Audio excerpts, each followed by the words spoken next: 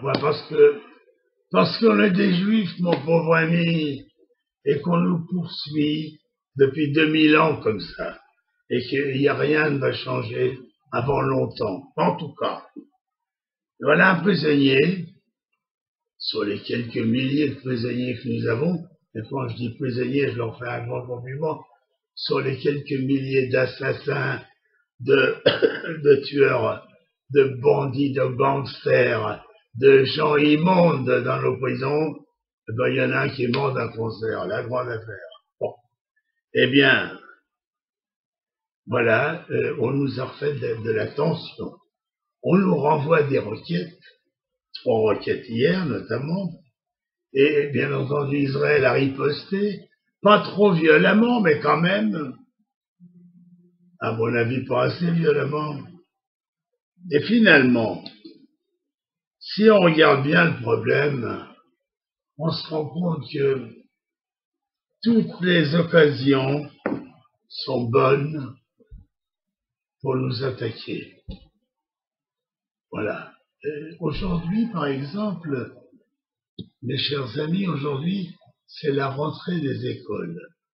Nos enfants vont rentrer à l'école aujourd'hui. Eh bien, c'est une bonne occasion, quand on a un prétexte comme ça, d'envoyer des requêtes, des fois que ça puisse tuer quelques enfants, et eux savent le mal que ça nous fait, nous, à quel point on prend ça au sérieux. Alors, finalement, vous savez, moi, je suis devenu un peu philosophe. Eh bien, il faut être comme eux, il faut être un peu plus froid, et puis voilà, chaque fois qu'ils nous voient quelque chose, il faut le rendre coup pour coup. Peut-être un peu plus méchamment qu'ils ne l'ont fait. Il faut être un peu violent, il faut être un petit peu cruel, comme eux. Alors, qu'est-ce qui se passe? Voilà un homme qui meurt d'une mort naturelle. Il est mort d'un cancer. Et voilà, ça grenouille là-bas, on envoie des bombes, on envoie des roquettes et tout ça. Qu'est-ce qu'on va faire avec ça? Alors, bien entendu, dans tous les journaux du monde, de nouveau Israël est responsable d'une recrudescence de la tension militaire. Ça paraît comique, mais c'est comme ça. Alors, dans ces conditions, dans le nord également, vous avez maintenant les rebelles syriens, les rebelles pour qui, quelque part, j'avais une certaine sympathie, moi, des gens qui se révoltent, qui gueulent, qui sont pas contents des dictateurs, ça a toujours attiré ma sympathie.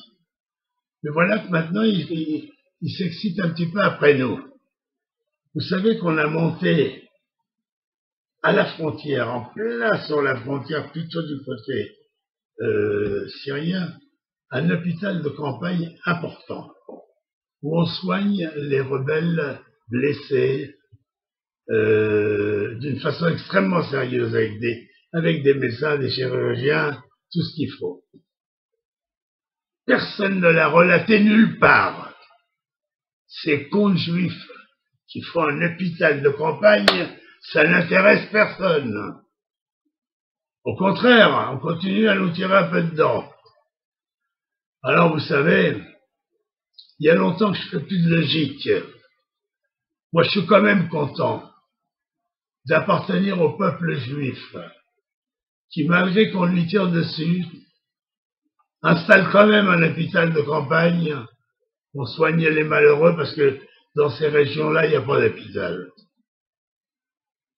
Alors, en fait, si vous voulez, quelque part, c'était la réponse. On nous envoie des requêtes, parce que on cherche à séduire, nous, le monde, par notre gentillesse, parce que nous soignons les rebelles. Je tiens à vous dire qu'il n'y a que nous qui faisons ça, hein. Personne jusqu'à maintenant n'a rien fait. Bon, alors voilà, il faut vivre avec ça. Il faut envoyer nos enfants dans les écoles, prendre l'autobus, aller dans les écoles, prendre des risques, voir des roquette au-dessus de la tête. C'est notre vie. Ça changera peut-être un jour. En tout cas, je l'espère. Merci à vous.